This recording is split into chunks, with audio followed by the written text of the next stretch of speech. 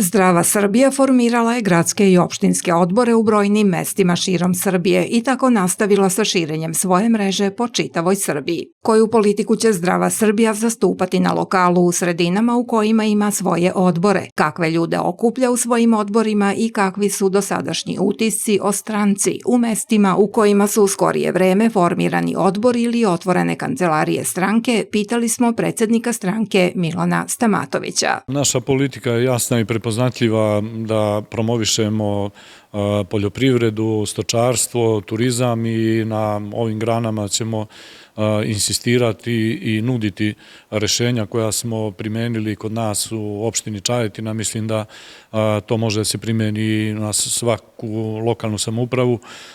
u Srbiji i sigurno ćemo biti voljni, raspoloženi da ta iskustva prenesemo i na ostale lokalne samouprave gde formiramo opštinske odbore.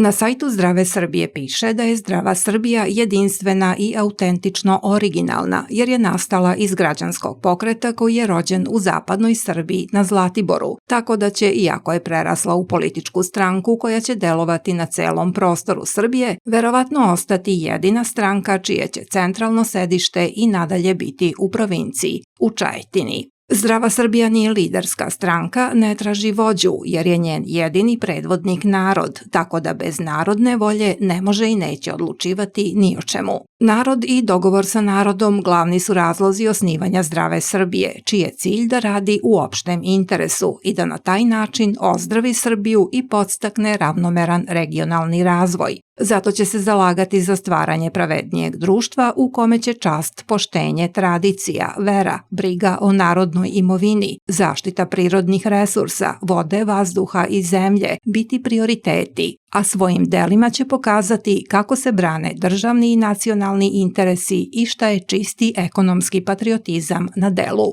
Ova stranka snagu i motiv da preporodi Srbiju i učini je zdravom u svakom segmentu društva, crpi iz kontinuiteta nesporne milenijumske srpske državnosti i na tim osnovama želi da stvori zdravu, jaku i modernu Srbiju.